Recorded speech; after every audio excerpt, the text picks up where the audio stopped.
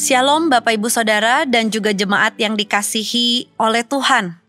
Betapa kita bersuka cita ketika kita boleh kembali lagi memulai hari dengan satu pengakuan bahwa Tuhan yang adalah Raja di atas segala raja, Tuhan yang mengontrol kehidupan kita adalah Tuhan yang dekat dengan kita dan memimpin kita.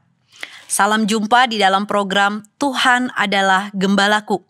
Dan hari ini kita akan sama-sama merenungkan, membaca bagian firman Tuhan dan melakukannya dalam kehidupan kita yang terambil dari surat Filipi, pasalnya yang kedua, ayat yang ke-9 sampai ayatnya yang ke-11. Demikian firman Tuhan. Itulah sebabnya Allah sangat meninggikan dia dan mengaruniakan kepadanya nama di atas segala nama, supaya dalam nama Yesus bertekuk lutut segala yang ada di langit dan yang ada di atas bumi dan yang ada di bawah bumi, dan segala lidah mengaku Yesus Kristus adalah Tuhan, bagi kemuliaan Allah Bapa. Saudara, saya punya sebuah kebiasaan yang buruk. Kalau saya sedang nonton film drama seri, biasanya saya akan nonton dari bagian akhir, saudara. Kenapa? Karena saya tidak mau membuang waktu saya hanya untuk menonton, kemudian jagoan saya atau orang yang saya kagumi mengalami bad ending atau nasib yang buruk di akhir cerita. Sehingga saya biasanya ngecek dulu siapa yang menang, siapa yang berhasil, apakah sesuai dengan jalan cerita saya atau tidak. Saudara, tapi itu adalah manusia. Saya melakukan hal ini ketika menonton film seri. Tapi bersyukur kepada Tuhan, kita gak perlu mencari tahu akhir dari segala kehidupan kita. Sebaliknya, Tuhan menyatakan siapa yang akan menang di dalam kehidupan kita pada akhirnya nanti. Dari ayat ke-9 sampai ayat ke-10 dan 11, kita sama-sama bertemu dengan suasana yang sifatnya positif. Kenapa? Karena bagian ini menekankan siapa pemenang sesungguhnya dalam kehidupan kita. Siapa pemimpin yang luar biasa itu.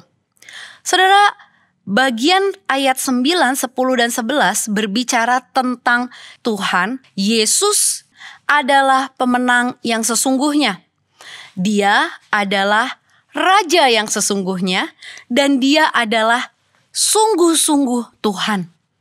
Saudara, kalau kita lihat di ayat 1 sampai 4, Paulus mendorong jemaat Filipi untuk memiliki kerendahan hati. Kemudian di ayat ke-5 sampai ayat yang ke-8, kita bertemu dengan contoh yang Paulus berikan, yaitu contoh Tuhan Yesus sendiri. Namun, di ayat ke-8 di mana dia taat sampai mati, bahkan sampai mati di kayu salib, contoh yang Paulus berikan tidak berhenti di situ. Di ayat 9, 10, dan 11 adalah klimaks dari akhir perjalanan Tuhan Yesus di dalam dunia sampai dia naik ke surga. Saudara, dia menekankan di dalam ayat ke-10 dan 11 supaya dalam nama Yesus bertekuk lutut segala yang ada di langit dan yang ada di atas bumi dan yang ada di bawah bumi. Tidak cukup. Ayat 11, Paulus menambahkan, dan segala lidah mengaku Yesus Kristus adalah Tuhan bagi kemuliaan Allah Bapa.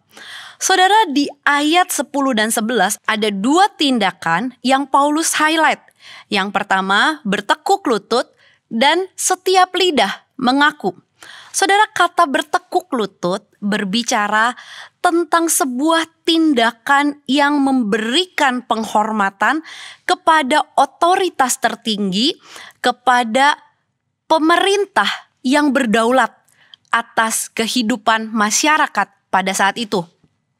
Yang menarik adalah Paulus memakai bagian ini untuk menekankan bahwa pada akhirnya Paulus menekankan bahwa bukan kekaisaran Roma yang memiliki kedaulatan atas jemaat di Filipi.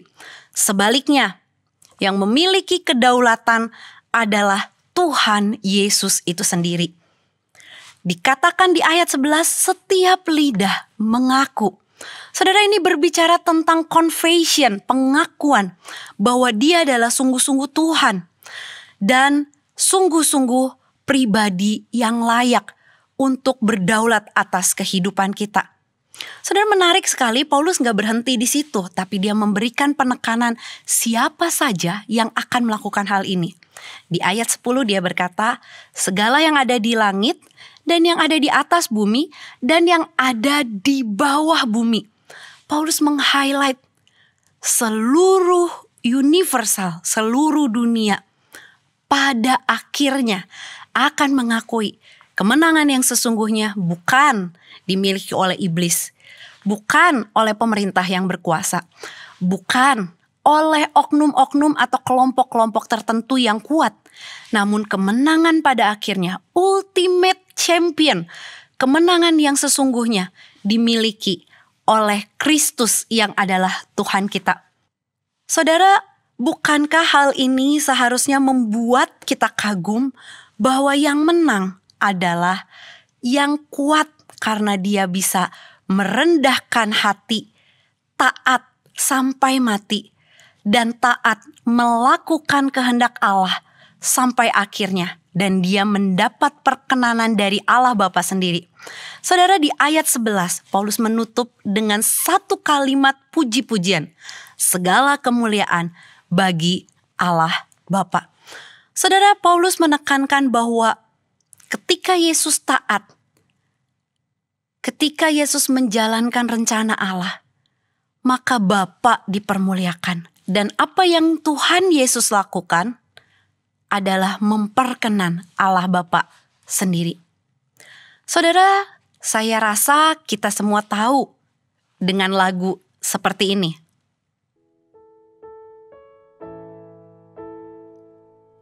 Ya, lagu Mengikut Yesus Keputusanku. Saudara, ayat 9, 10, dan 11 adalah sebuah dorongan semangat untuk kita mengikut Yesus sampai akhir hidup kita. Seperti lagu itu, kita pun berkata, ku tak ingkar, no turning back, no turning back. Sebuah dorongan semangat yang diberikan oleh Paulus kepada jemaat di Filipi untuk tidak mudah menyerah dengan keadaan yang mereka hadapi. Saudara, kita tidak pernah menjadi bodoh dan kalah ketika kita melepaskan hak-hak kita. Sebaliknya, kita adalah tim pemenang karena kita tahu kita sedang mengikuti Tuhan yang mengalami kemenangan yang mutlak. Kita sedang mengikuti Tuhan menuju kemenangan yang sesungguhnya. Ketika berbicara menjadi pengikut Kristus, maka biarlah karakter Kristus hadir di dalam kehidupan kita hari lepas hari.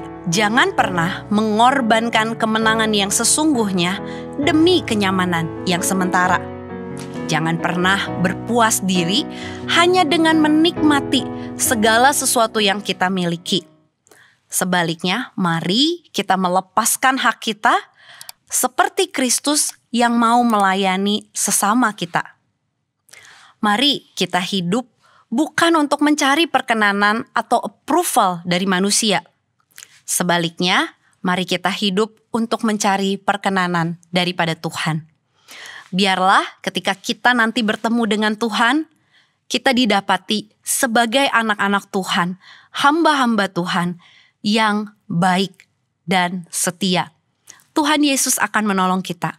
Mari kita sama-sama berdoa.